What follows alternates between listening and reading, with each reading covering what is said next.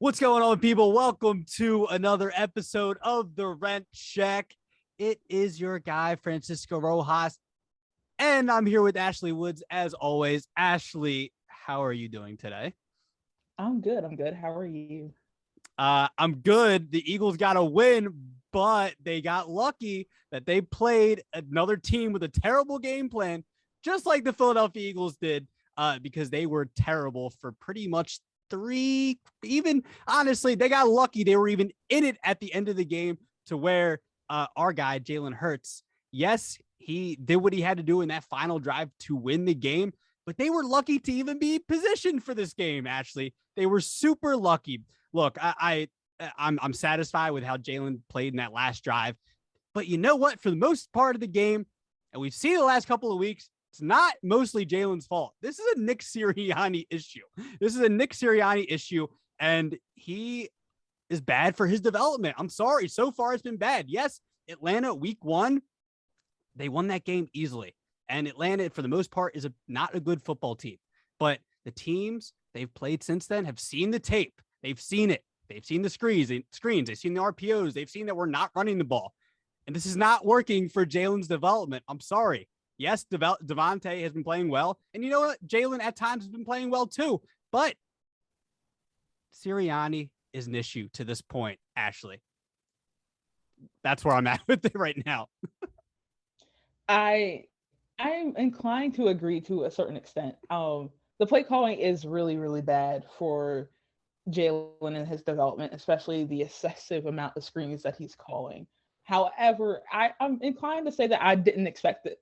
That I didn't expect this coming into the season, knowing how Sirianni kind of designed plays in Indianapolis. Of course, Frank Wright was the play caller because that's how they kind of ran. That's how they ran the system in Indianapolis. But a lot of his game plans were around screens. They were around getting the ball to players like Mo Alley Cox and Keenan Allen out in the flat and allow them to get those yards after catch, which is why they were so good at getting those yards after catch because it was quick screen passes so they can open the route and open the field. However, I don't. The Eagles' offensive line has gone through some struggles. They played well, but they've gone through some struggles in the early part of the season, which has not helped the screen game at all. I mean, with the screen game, you have to have a pretty decent offensive line. They have to be healthy, they have to be athletic, and they have to be able to block downfield and also not mess up when they're trying to set up the screen at all, which has happened currently. But I just think this team needs to get away from the screen game because if like teams like coming up like the Buccaneers keep seeing that they're like just going to go to the screen game, the defense is going to be prepared for that. I think it's less about Jalen Hurts' development and more about setting up the team for success. Jalen Hurts really needs to have a stable coaching staff to really see progress. I mean, he's had a lot of different coaching staffs, even going back to his days in Alabama, playing under Lane, playing under Sark, and then going to Lincoln Riley, and then also going to the crap show that was Doug Pearson and Press Taylor.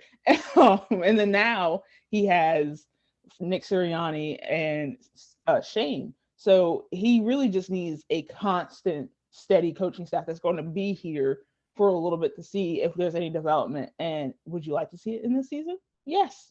But I think this is a very young coaching staff, a lot of inexperience in as far as play calling and play design, even though they were offensive coordinators, defensive coordinators, or defensive coaches elsewhere. I think the inexperience is hindering them more than the play calling. And that's more of a fact of like whether they're going to win the game or not. Development is going to come through practice and like executing plays and like steady progressions. But I think the play calling is hindering more as giving Jalen opportunities to help his team win the game rather than his development. Yeah, but Ashlee, you're talking about we're setting up Jalen for success. This coaching staff needs to set up Jalen for success. They look super predictable. At times it's confusing. At times I feel like it's common sense. At times I feel like stop running these screens all day, all night. You don't need to. We have to mix it up. Really play to Jalen's strengths. And that's my whole thing about developing Jalen is look, I think Jalen has talent, but Jalen needs the right guys in place. And so far through 5 games, it hasn't looked that way, at least since week 1. I'm sorry. Like if Sirianni continues this way, you know, if we're not seeing progression from Sirianni as far as play calling and Steichen and even on the defensive side, Jonathan Gannon. I mean, are they all going to have to go? They might all have to go because you're trying to develop Jalen. I think go ahead, Ashley. I'm just it really is like I think Jalen could be the guy, but we're not really going to get that definite answer with this coaching staff from what we've seen right now. I don't think that's going to happen with getting rid of an entire coaching staff and going through that coaching search again. I mean, as I stated before, Jalen Hurts has had a revolving door at the offensive staff, and that is really hard on a quarterback because you're learning so many different systems. I mean, Lane and Sark's systems are completely different from Lincoln Riley, and Lincoln Riley is very different than Doug Peterson and Press Taylor, and Nick Sirianni is also to an extent different than Doug Peterson. We can get into like how they're kind of similar, but that's a different topic for a different day. Go ahead. But we need to have at least a staff at least here for like 2 years, 2 seasons to really see how this team can develop under Nick Sirianni. But I don't disagree that like this play calling so far has been terrible, and like we've seen a lot of inconsistencies from Jalen. But honestly, having up and down games is it's kind of been Jalen's career. You know, he's had games where he's really well, he's cooking, he's throwing the ball and everything, and like play calling is great, everything looks well, and there are times where the play calling is really, really good. And Jalen has not really executed the play calling as it of itself. I think it's a balance. I think it's really like, yes, Nick Sirianni needs to be blamed for like the excessive screens and the excessive, like the terrible play calling, especially in the red zone.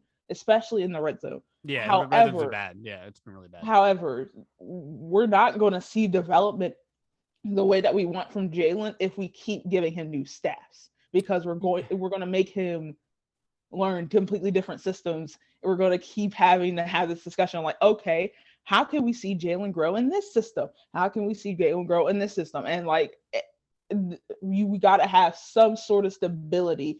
If we want to build a franchise that wants to go back to the Super Bowl and win, we have to have some sort of stability. And I get it. Nick Sirianni's terrible. I agree. I don't like all the screens. I know that he did that in Indianapolis and it worked to an extent, and he wants to try it in Philly, but there needs to be some sort of balance, especially when you have such talented running backs like Gainwell and Sanders and Hurts, he's not a running back, he can run though. And you have Quez Watkins and you have Devonta. I think there needs to be more balance in the play calling to more or less for the success of the team, so they can get wins and the players can feel comfortable for themselves. But to say that this like play calling and like they need to have their heads, they need to like be fired after one season, I don't think that's fair. I don't think that's fair to Jalen's development. Or Devonta. But for someone like Jalen, are we not looking at this saying like, this is Jalen's test right here? Is this one season? It's really like, I wouldn't say it's game to game, but it's pretty close. This is one season. We're evaluating. Look, after a month, right after midway through the season, we're going to be looking at Jalen, saying, "Is Jalen the guy? Is he the guy? What has he done so far? How are we processing what he's done to this point?" And we're already doing that. That's not fair to Jalen then. Yeah, but I mean, look, Jalen wasn't a top 10 pick. He was a second round guy. He wasn't even really supposed to.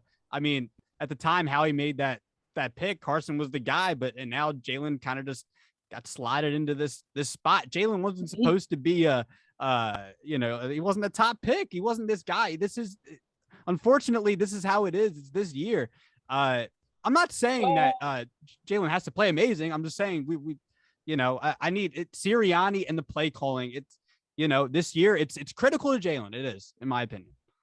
I think keep not getting rid of Sirianni and the coaching staff after one season is just really terrible for Jalen Hurts' development. The play calling has not been well for Jalen as far as like developing him as a passer and getting him comfortable in the league. But with like we saw with Carson and his first couple years in Philadelphia, he really didn't have that sort of development that we would like to see out of a first year quarterback in a year. He had 16 touchdowns, 14 interceptions in his first year. Carson was a different quarterback, man. Go ahead. I'm sorry. Yes, Carson was a different quarterback, very different style. The second pick of the draft. We knew he had the talent to be somebody great. He showed it that the next year. But look, I know it hasn't worked out with Carson, but it was different. I agree. He was the second pick in the draft, and his pro day and his combine really helped his draft stock a lot. However, we didn't see the type of talent we could get out of Jalen out of Carson until his second year, where he was working with Frank Light and John DeFilippo, and how he went out and got receivers, and now he had 33 touchdowns, 7 interceptions. Sorry, not 17, 7 interceptions, and was a lead MVP candidate. I mean, right. But that actually, I'm saying though, like Carson was different. And Benny's here. Benny disagrees with you too. Carson was a top. He was arguing. He could have gone first. He was about obviously Jared Goff. I mean, he went first pick in that draft, right? I mean, Jared Goff. But Carson was so talented. He was touted to be, a future MVP quarterback, which he should have won MVP over Tom Brady that year. Screw that. He had better numbers and less games. But Carson was a different quarterback. Jalen, like I said this already. Jalen came in as a second round pick.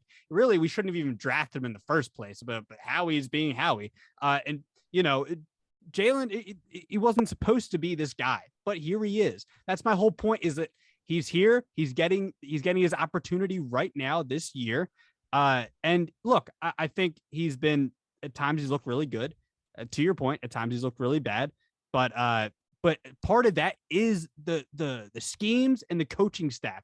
And if you continue to have these guys here, we'll see going forward. We're going to see. Look, I want to be patient too, but I'm just saying I'm worried going forward that it's going to hinder Jalen's development, and especially for the team overall. Look, Devonta Smith, though, we know he's a player.